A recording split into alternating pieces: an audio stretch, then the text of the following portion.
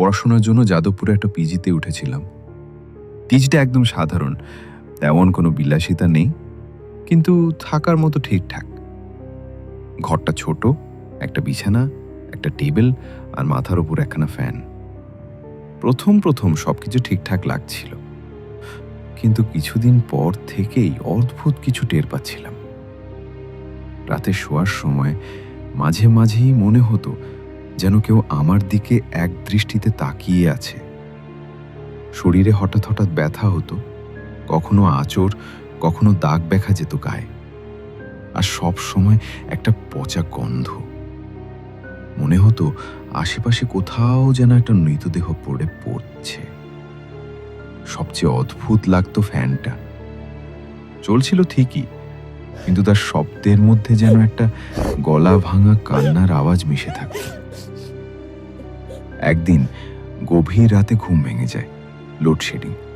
বাথরুমে গিয়ে মুখে জল দিয়ে ফিরছিলাম, আর তখনই আমি যেটা দেখলাম সেটা আমি জীবনেও ভুলতে পারবো না। ফ্যানটার ঠিক নিচে একটা মেয়ে ফাঁসি দিয়ে ঝুলে আছে। সাদা জামা, খোলা চুল, মাথা একদিকে হেলে পড়ে আছে, আর তার দুটো চোখ সোজা আমার চোখে চোখ রেখে তাকিয়ে আছে। আমি মুহূর্তে চোখ বন্ধ করে ফেললাম।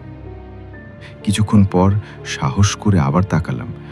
ঘরটা ফাঁকা, কেউ নেই, শুধু ফ্যানটা ধীরে ধীরে ঘুরছে। ভাবলাম হয়তো চোখের ভুল। আসলে আমার একটা অভ্যাস আছে, রাতে ঘুমানোর আগে ভূতের গল্প শুনে ঘুমানো।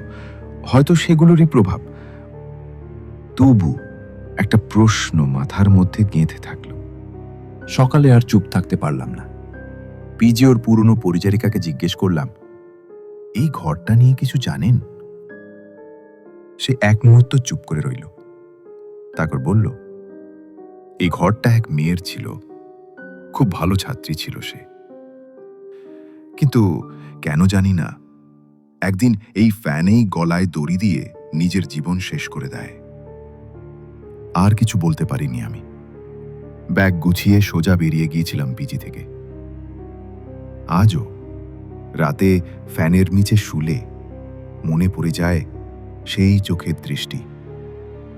আর যারা এখন যাদবপুরে পড়ছো তাদের জন্য একটা কথা বলছি, যদি তুমি সেই পিজিতে থাকো তাহলে এখনই বেরিয়ে এসো, না হলে হয়তো একদিন তোমাকেই দেখা যাবে ঠিক সেই ফ্যানের নিচে ঝুলে থাকতে।